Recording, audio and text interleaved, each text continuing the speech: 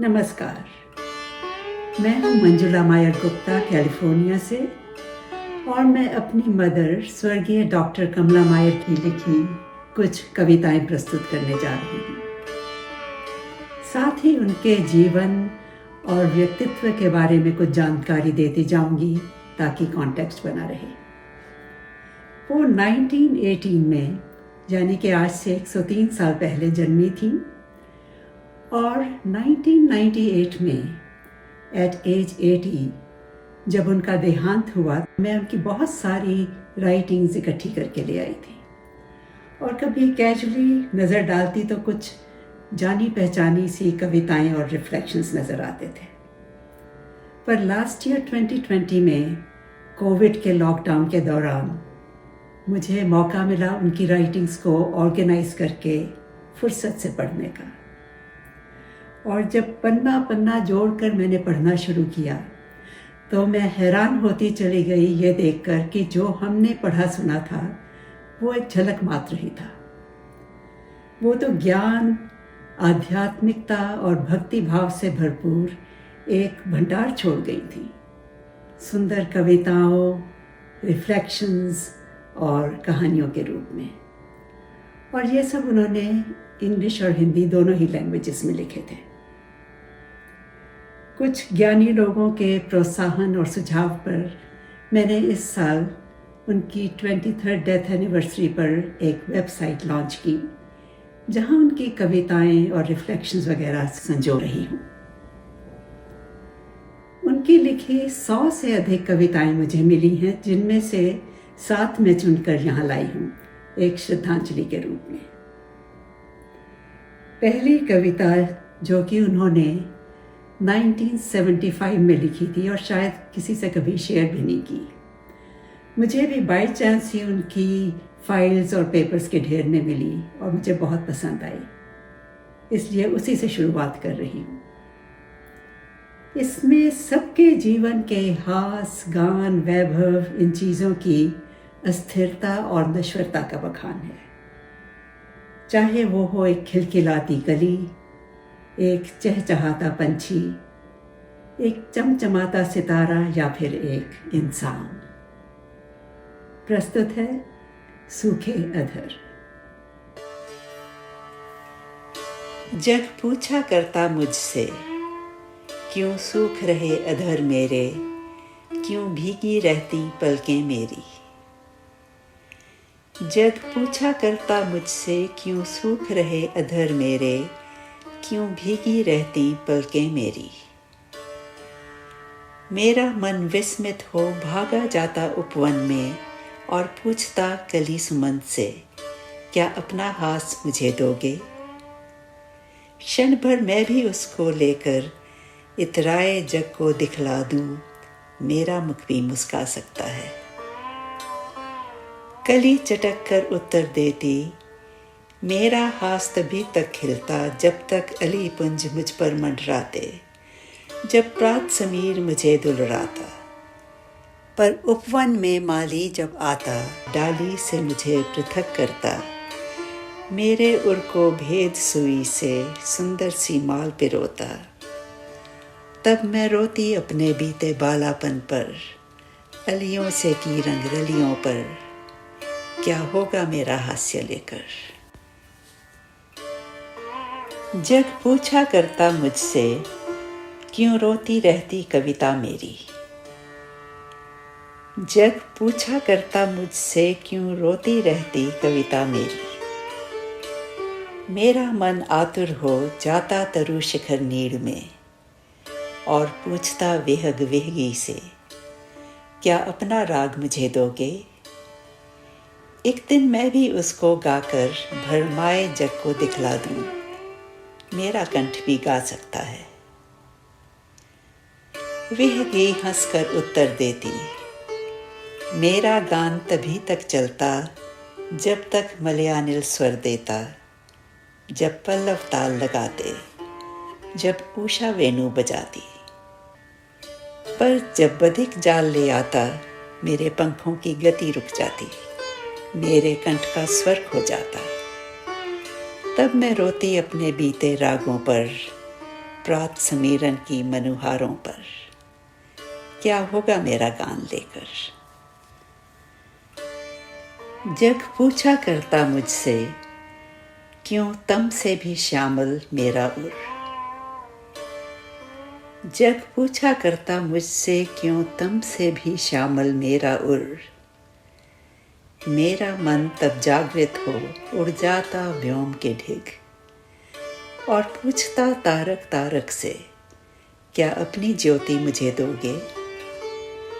एक दिन मैं भी उसको लेकर इठलाए जग को दिखला दूं, मेरे उर में भी पूनो आ सकती है। तारक खिल खिल हंस पड़ते और उत्तर देते, हमारा आलोक तभी तक रहता जब तक विधु सोया रहता, और रजनी थपकी देती रहती। पर अंतरिक्ष से उषा जब आती और दिनकर अपने कनक करों से एक एक तारक चुन चुन कर स्वर्ण जलधि को करता अर्पित, तब हम रोते अपने खोए वैभव पर, रजनी के जगमग वितान पर, क्या होगा हमारा आलोक लेकर। मैं तब बैठ विजन में एक शिला पर सोचा करती, शून्य गगन में एकटक दो नैन लगाए। क्या उपवन का पुष्प, क्या नीड़ का विहग, क्या व्योम के दीप। सबके जीवन का हास गान आलोक इतना अस्थिर, इतना नश्वर। फिर क्यों अभिमानी जग मेरी सीली पलकों सूखे अधरों रोते गीतों और अंधियारे उर का करता उपहास पूछ पूछ कर। क्यों सूखे रहते अधर मेरे, क्यों भीगी रहती पलकें मेरी, क्यों रोती रहती कविता मेरी, क्यों तम छाया रहता मेरे मानस पर।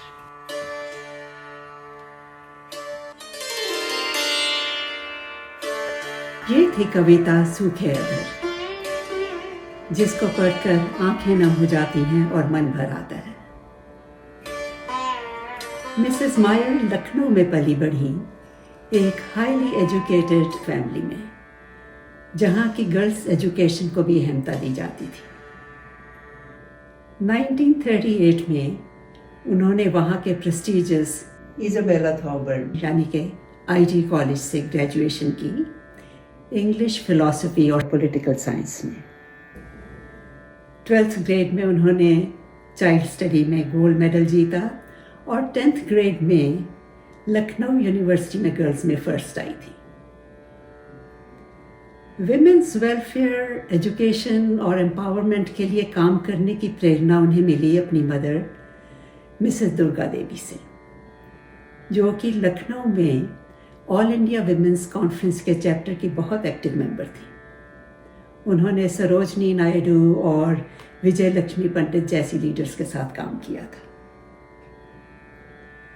1940 में डॉक्टर ओम प्रकाश के साथ मैरिज होने के कुछ साल बाद मिसेस मायर यमुनानगर, हरियाणा में सेटल हो गई, जो कि उस समय पंजाब में था। 1958 में जब वहाँ पहला गर्ल्स कॉलेज खुलने लगा तो उन्हें मदद के लिए रिक्वेस्ट की गई और वो इस काम में पूरी तरह जुट गई। तुरंत उन्होंने हिंदी में एमए किया और बाद में पीएचडी भी, और वहाँ की पहली प्रोफेसर और फिर पहली प्रिंसिपल भी बनी। और वो है DAV college for girls Yamunanagar, जो कि आज कुरुक्षेत्र यूनिवर्सिटी में गर्ल्स का उच्चतम कॉलेज माना जाता है। लेकिन उन दिनों फंड्स की कमी होने के कारण काफ़ी संघर्ष का समय था, इसलिए मिसेस मायर ने अपनी 20 साल की सर्विस में यानी कि रिटायरमेंट तक अपनी आधी सैलरी कॉलेज को एनोनिमसली डोनेट की। इसके अलावा भी विमेंस एम्पावरमेंट के लिए काफ़ी काम किया। यमुनानगर में ऑल इंडिया विमेंस कॉन्फ्रेंस का चैप्टर खोला और इस ऑर्गेनाइजेशन की नेशनल इवेंट्स में स्पीकर भी रही। रिटायरमेंट के बाद उन्होंने गुड़गांव में एक आर्य समाज में लड़कियों के लिए सिलाई स्कूल भी खोला और सोशल मैगजीन्स में आर्टिकल्स लिखती रहती थी। और जो उन्होंने कहा वो खुद भी अपनाया। She led by example. जैसे कि बच्चों की मैरिजेस में उन्होंने जात पात को नहीं माना और दहेज नहीं लिया, जिसमें कि मेरे फादर डॉक्टर ओम प्रकाश की भी पूरी सहमति थी। अगली कविता इस विषय पर ही है। इसमें उन्होंने जेंडर डिस्क्रिमिनेशन और दहेज प्रथा के लिए समाज को ललकारा है और ब्राइड बर्निंग जैसे घिनौने और दुखद अत्याचार को धिक्कारा है। इस पर 1991 की डेट है और यह कविता भी अनदेखी अनसुनी पड़ी थी। शीर्षक है बालिका ओ बालिका। युग पर युग बीतते गए, बालिका के जन्म पर हम सदा रोते रहे। चंद्रमा से एक शिशु ने पास के घर को किया रोशन। आने लगी बधाइयाँ, बंटने लगी मिठाइयाँ, बजने लगी शहनाइयाँ। ढोलकों के गीतों के स्वर नभ में गूंजते गए। इधर तारिका सी एक मृदु बालिका ने लिया धरती पर पहला श्वास। छा गया मातम, उदासी ने किया घर।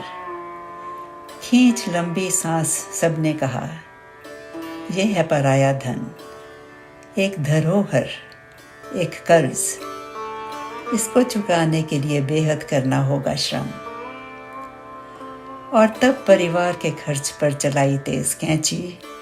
भूख, बीमारी, गरीबी की यातना खींच लाई नर्क को धरा पर। वो मूक हो सब सहते गए। चंद्रिका सी बढ़ी बालिका और पिता घर की सब पूंजी समेट उजला काला धन जुटा वर खोजने निकले तो साथ में दहेज की एक लंबी लिस्ट भी लेते गए। पहुंचे तो वर पिता ने भौं सिकोड़ी और तड़क कर कहा, ऊंट की प्यास बुझाने क्या ओस बिंदु लेकर निकले? लौट कर रखा मकान गिरवी पर, पेट भरा दहेज दानव का। कर विदा बेटी को सब हाथ मलते रह गए। पर फिर एक कार की कमी ने नववधू के हाथ की मेहंदी, सिंदूर की सुर्खी को किया तेल के धुएं की ज्वालाओं की कालिक से मलिन। बालिका का भस्म चेहरा देख यमराज भी बचकर चलते गए। माता पिता छटपटाते, बिलबिलाते, लड़खड़ाते, उठा बाला का शेष तन, सोचते जाएं शमशान या अस्पताल। ये है वधूदाह या आत्मदाह। परिवार के क्रंदन के स्वर अरण्य रोदन बनकर रह गए। क्या यही है अंत बालिका के जीवन का? क्या इसीलिए लिया कर्ज, ली रिश्वत? क्या विवाह है मानव के मन का या धन का? ये प्रश्न मन पर हथौड़े की तरह बजते गए। पर उन्हें डर है ना कानून का, भय ना है समाज का। लाज को रख पाप के रथ पर, लोभ हिंसा की लगा चाबुक। बीच बाजारों से दूसरी बारात ले बेधड़क गुजरते गए।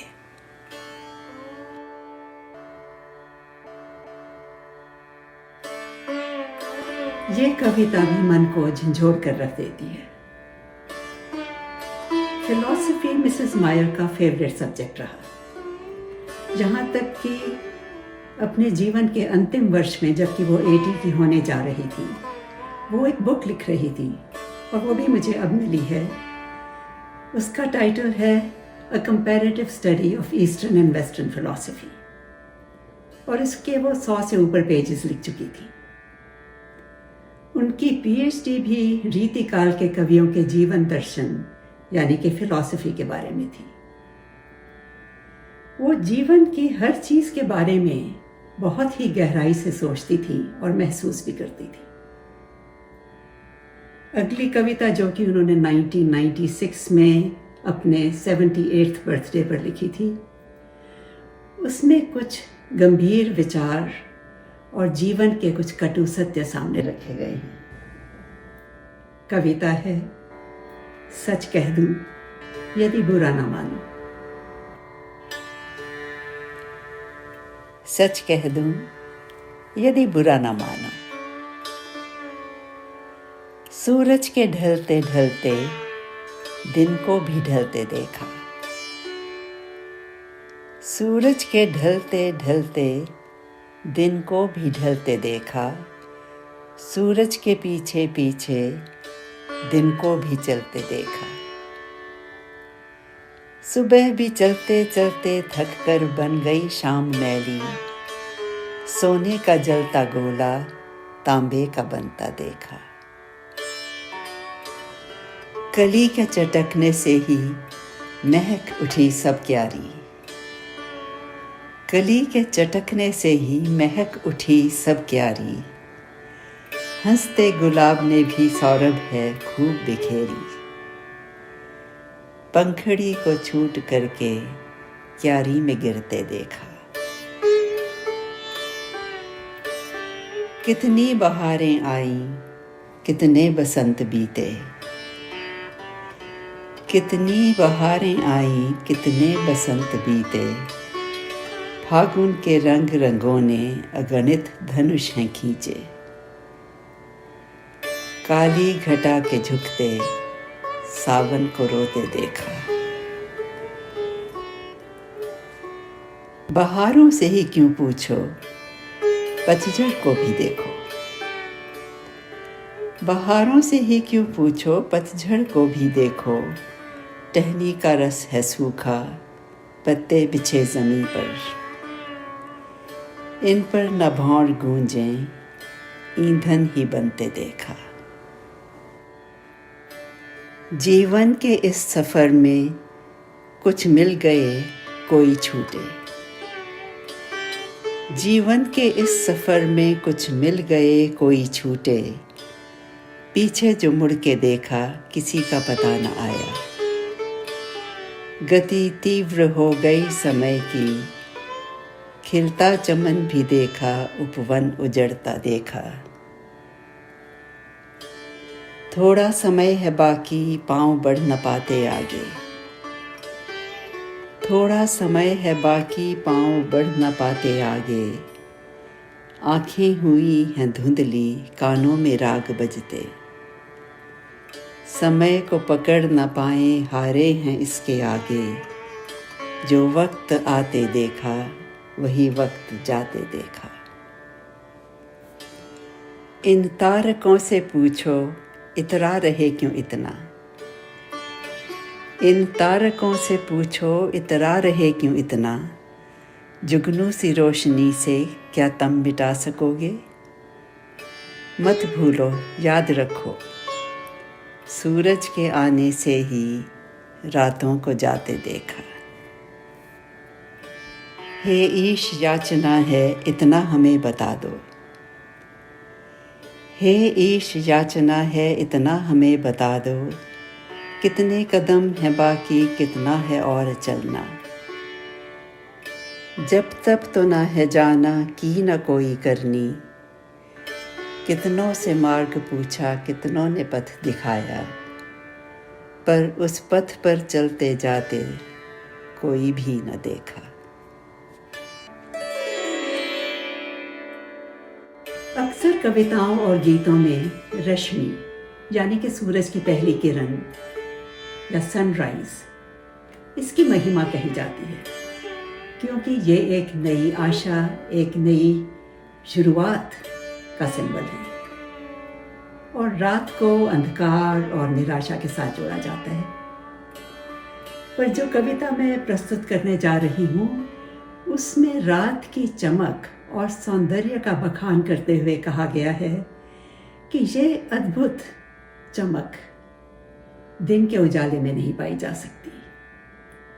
और फिर इसी बात को लेकर एक सुंदर उपमा दी गई है कि जो उज्ज्वलता और दिव्यता आंखें बंद करके अपने अंदर की गहराई में पाई जा सकती है, वो बाहर की चकाचौंध में नहीं मिल सकती।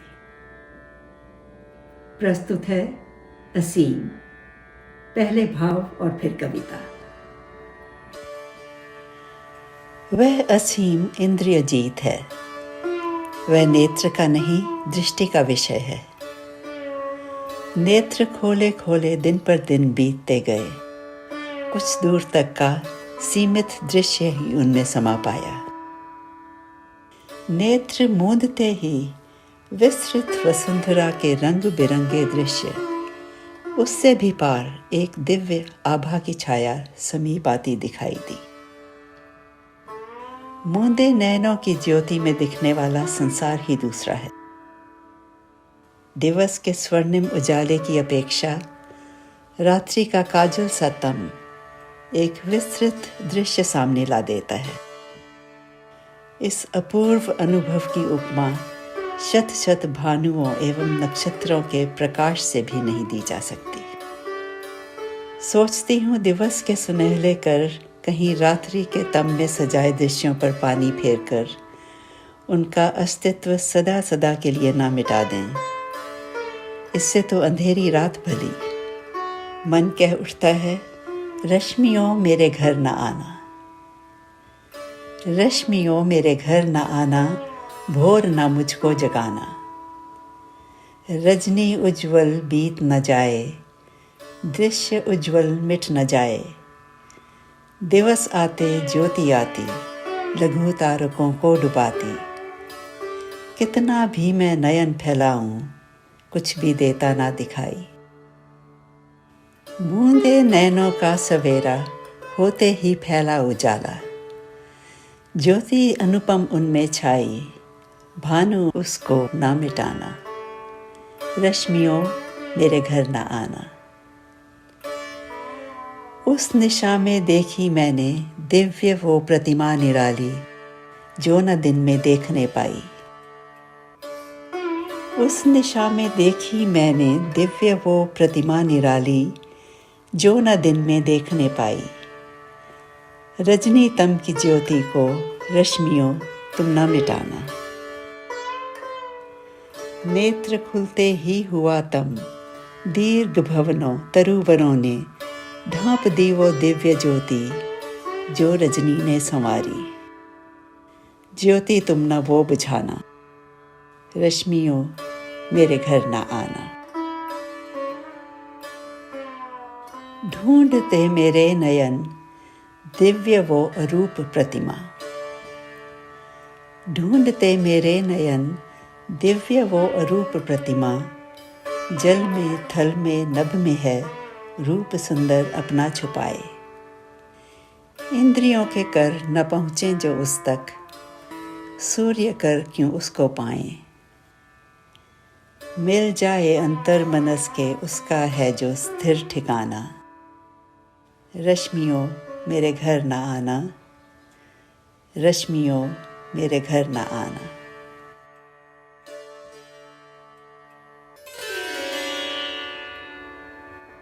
एक करियर वुमन होने के साथ साथ Mrs Mayar as a home maker भी निपुण थी।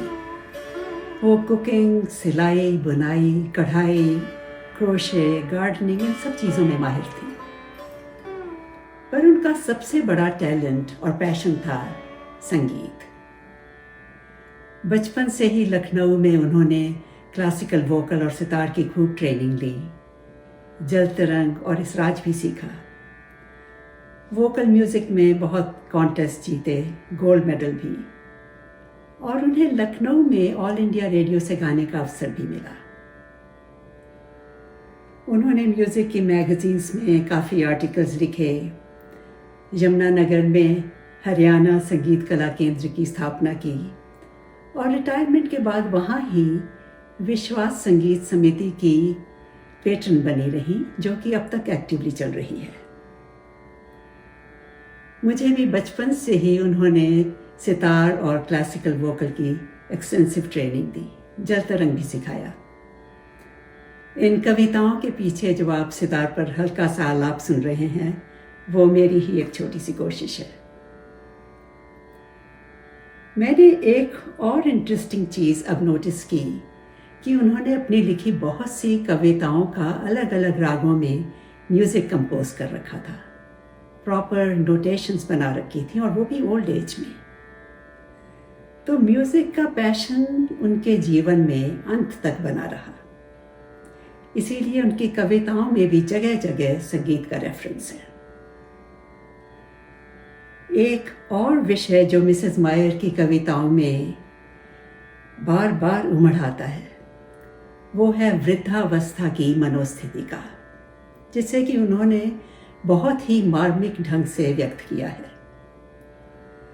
जब जीवन संध्या से निशा की ओर बढ़ता दिखाई देता है तो मन में कई प्रकार के विचार उभर आते हैं, जैसे कि इस कविता में जो कि उन्होंने 1997 में लिखी थी, अपने देहांत से 1 साल पहले। कहा है, चलते चलते पांव थके हैं। चलते चलते पांव थके हैं, प्रभु बता दो कितना है चलना।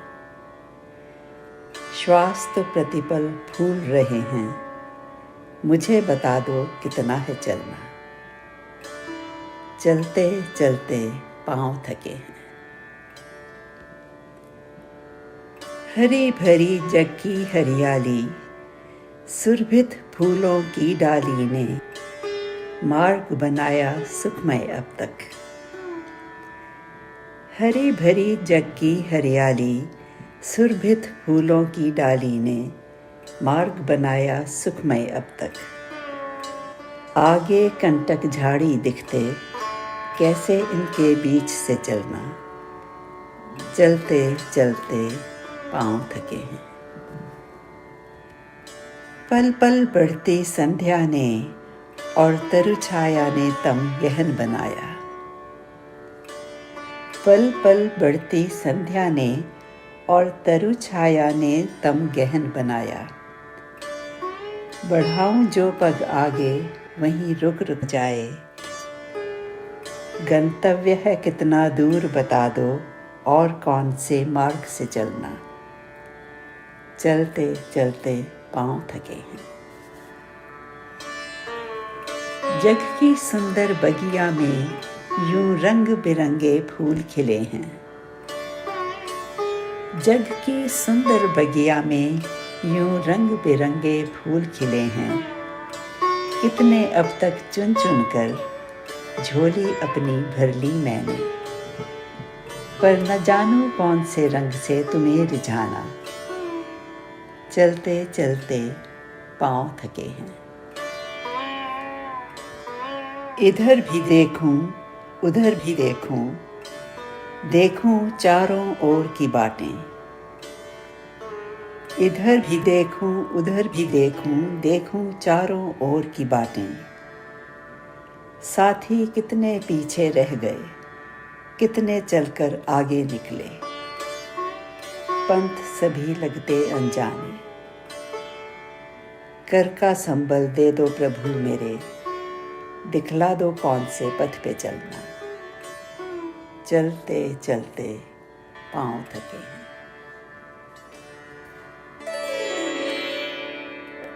नाइनटीन 1978 में 20 साल की सर्विस के बाद मिसेस मायर रिटायर हुई और उसके 1 साल बाद ही उनके हस्बैंड यानी कि मेरे फादर डॉक्टर ओम प्रकाश की अचानक डेथ हो गई और मिसेस मायर मोस्टली अपने बेटे डॉक्टर दिवाकर के साथ गुड़गांव में रहने लगी, जो कि अब गुरुग्राम के नाम से जाना जाता है।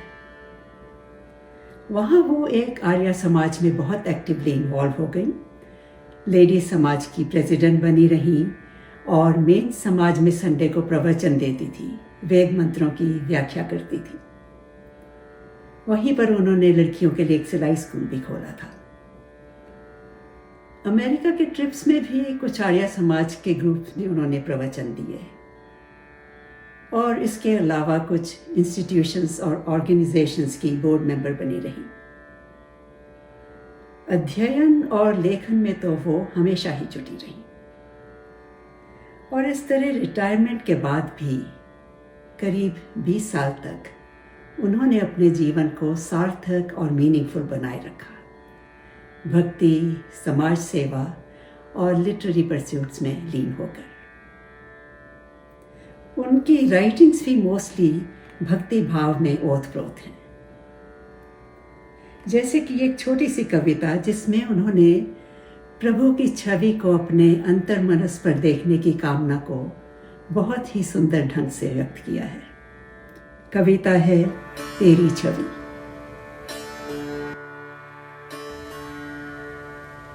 मैं तेरी ही छवि देखूं, श्रम से पीड़ित छालों को सहलाती नीचे दबी हरी दूब देखूं। श्रम से पीड़ित छालों को सहलाती नीचे दबी हरी दूब देखूं। चाहे व्योम से झांकते दो लोचन देखूं, पर मन कह उठता है मानस के पट पर अंकित मैं तेरी ही छवि देखूं। रजनी के तन पर सजते झिलमिल रत्नों में भी तेरी ही उज्जवल कांति दिखे। रजनी के तन पर सजते झिलमिल रत्नों में भी तेरी ही उज्जवल कांति दिखे।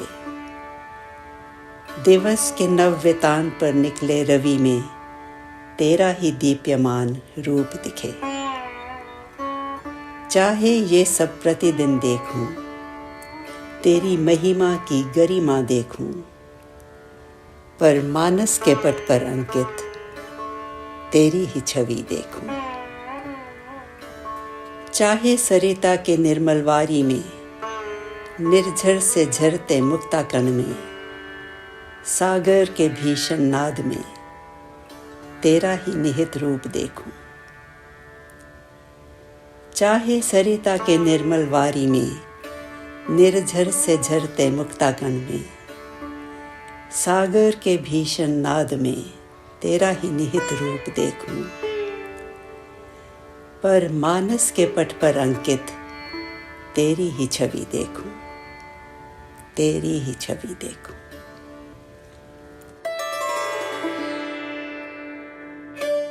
मिसेस मायर की बहुत सी राइटिंग्स इंग्लिश में भी हैं, जैसे कि वो बुक जो कि वो फिलॉसफी पर लिख रही थी, और कई रिफ्लेक्शंस भी। और ये एक छोटी सी पोएम मुझे कागज़ के कतरे पर लिखी मिली है, और ये इम्पॉर्टेंट इसलिए है क्योंकि उनके जीवन के एक अहम पहलू को सामने रखती है, और वो पहलू है जीवन भर निष्काम कर्म करने का। लिखा है, O Lord, let my life be so benevolent as a shady tree, laden with sweet fruit, lining the path over which many a traveler will walk and rest on their way home after the day's toil. Let my life be so pious and generous as a river, descending from the snowy mountains, serving mankind from beginning of creation. Little knowing who and how many have quenched their thirst with its waters. Dated 1997. ऐसी ही भावना अगली कविता में भी है। इसमें जीवन भर निष्काम कर्म करते हुए अंत में परम सत्ता में लीन होने की लालसा है। प्रस्तुत है याचना, पहले प्रेरक भाव और फिर गीत। याचना, प्रेरक भाव। परम प्रभु की अनंत सृष्टि का ऐश्वर्य समस्त ब्रह्मांड में छाया है। सृष्टि की प्रत्येक वस्तु का सूक्ष्म अवलोकन करने पर परम पिता की हिरण्यमय सत्ता पर विश्वास दृढ़ हो जाता है। यह एक नितांत निष्काम कृति है। इस रचना में अपना थोड़ा सा योगदान देकर हम अपने को धन्य मानते हैं, मानो बहती गंगा में हाथ धोकर पुण्य लाभ कर रहे हैं। गंगा की उठती गिरती लहरों को देखकर मन में तरंग उठती है, प्रभु मेरे भी श्वासों को अपनी भक्ति लहरों में मिला दो। निर्मल निर्झर के छलकते मुक्ता गणों को देखकर मन कह उठता है, मेरे प्राण भी इसमें मिला दो। मैं भी अपना समस्त प्रेम उस असीम एवं अदृश्य सत्ता के प्रति अर्पित कर दूं। संसार के उच्चतम शिखर हिमालय की हिम से ढकी शिला मानो अपने को धुला धुला कर हमारे लिए एक पवित्र सरिता के रूप में बह निकलती है। और सरिता, वह भी सदियों से पत्थरों शिलाओं को तोड़ती हुई, प्राणियों को सुख देती हुई अंत में सागर में मिलकर अपना अस्तित्व खो देती है। यह भी एक महान निष्काम कर्म है। हे प्रभु, शीतल हिमकणों का एक कण मुझे भी बना लो। अपने मधुर अमृत रस से पूर्ण मानस रूपी सिंधु में मिलने वाली एक सरिता मुझे भी बना लो। मैं भी जीवन यात्रा में चलते चलते प्राणियों को सुख प्रदान कर अंततः तुम्हारे गंभीर मानसरोवर में चिर विश्राम प्राप्त कर लूं। निष्कामता के अमृत का एक घूंट पी लूं, याचना है। विश्व की यह अनुपम सौंदर्य से युक्त तुम्हारी बनाई प्रतिमा के रंगीले चित्र देखकर एवं इंद्रधनुषी के सजीले स्वरूप में चित्रित कोमल रंगों को देखकर व्याकुलता भरे मन से सहसा वाणी फूट पड़ती है। प्रभु, इन गहरे फीके रंगों का एक बिंदु मुझे भी बना लो। मैं भी अपने लघु कृत्यों से जीवन को सुंदर बना लूं। पावस का मेघ जब गंभीर गर्जन करता है तो उसमें तुम्हारे मल्हार के संगीत की गुंजन का ही आभास मिलता है। मन में तीव्र उत्कंठा होती है। प्रभु, मेरे बेसुरे संगीत का गीत भी उसमें मिला लो तो शायद उसमें भी मधुरता आ जाए। इन भावों की व्यग्रता ने याचना नामक गीत की कुछ पंक्तियां लिखने को मुझे बाध्य किया। प्रस्तुत है याचना गीत। भक्ति गंगा की लहर में श्वास मेरे भी मिला दो। भक्ति गंगा की लहर में श्वास मेरे भी मिला दो। प्रेम निर्झर के स्वरों में प्राण मेरे भी मिला दो। शिखर गिरी की हिमशिला धुल धुल कर धारा बह चली। शिखर गिरी की हिमशिला धुल धुल कर धारा बह चली। शुभ्र शीतल हिमकणों का एक कण मुझको बना दो। भक्ति गंगा की लहर में श्वास मेरे भी मिला दो। सरस सरिता सिंधु से मिलकर के जीवन खो रही। सरस सरिता सिंधु से मिलकर के जीवन खो रही। मधुर मानस सिंधु की सरिता मुझे भी तुम बना लो। भक्ति गंगा की लहर में श्वास मेरे भी मिला दो। विश्व प्रतिमा के रंगीले इंद्रधनुषी के सजीले चित्र तेरा ही रंग लिए। विश्व प्रतिमा के रंगीले इंद्रधनुषी के सजीले चित्र तेरा ही रंग लिए। गहरे फीके इन रंगों का एक बिंदु मुझे बना लो। भक्ति गंगा की लहर में श्वास मेरे भी मिला दो। मेघ गर्जन में तेरा संगीत गुंजित हो रहा। मेघ गर्जन में तेरा संगीत गुंजित हो रहा। बेसुरे संगीत का ये गीत भी उसमें मिला लो। भक्ति गंगा की लहर में श्वास मेरे भी मिला दो। प्रेम निर्झर के स्वरों में प्राण मेरे भी मिला दो।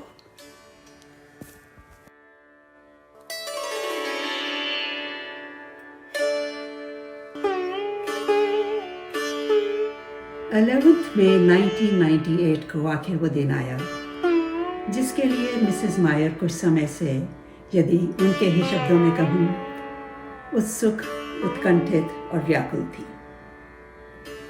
कुछ ही क्षणों में उन्होंने घर में प्राण त्याग दिए।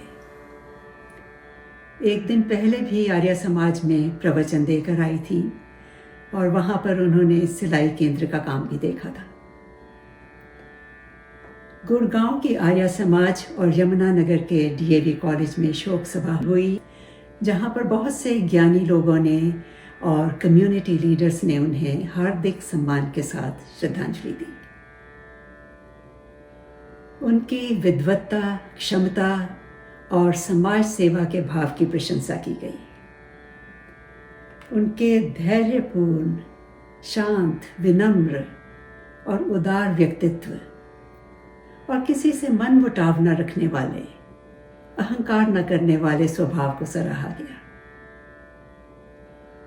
उनके आदर्शवादी जीवन को प्रेरणा का स्रोत माना गया और कहा गया कि आर्य समाज ने एक रत्न खो दिया। गुड़गांव की आर्य समाज का सिलाई केंद्र उनके नाम किया गया और बाद में डीएवी कॉलेज में योगा हॉल उन्हें डेडिकेट किया गया। अक्सर हैरानी होती है ये सोचकर कि आज से 103 साल पहले 1918 में जन्मी, उस युग में पली बड़ी एक इंडियन लेडी ने कैसे अपने जीवन को इतना वेल राउंडेड और मीनिंगफुल बनाया। वो कैसे प्रोफेशनल और पब्लिक लाइफ में इतनी सफल हुई। इतना विनम्र स्वभाव होते हुए कैसे उन्होंने मेल डोमिनेटेड सोसाइटी में आने वाले चैलेंजेस का सामना किया। और फिर एहसास होता है कि उनकी विनम्रता, सहनशीलता और उदारता जैसे गुण ही बने उनकी शक्ति। और दूसरा शक्ति का स्रोत था उनका शास्त्रों से पाया हुआ ज्ञान, जिसे कि उन्होंने जीवन में पूरी तरह अपनाया।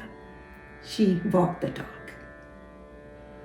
और इन्हीं गुणों, ज्ञान और परम सत्ता में अटूट विश्वास को लिए वो पत्थरों और शिलाओं को तोड़ती हुई एक सरिता की तरह बहती चली गई, बहती चली गई।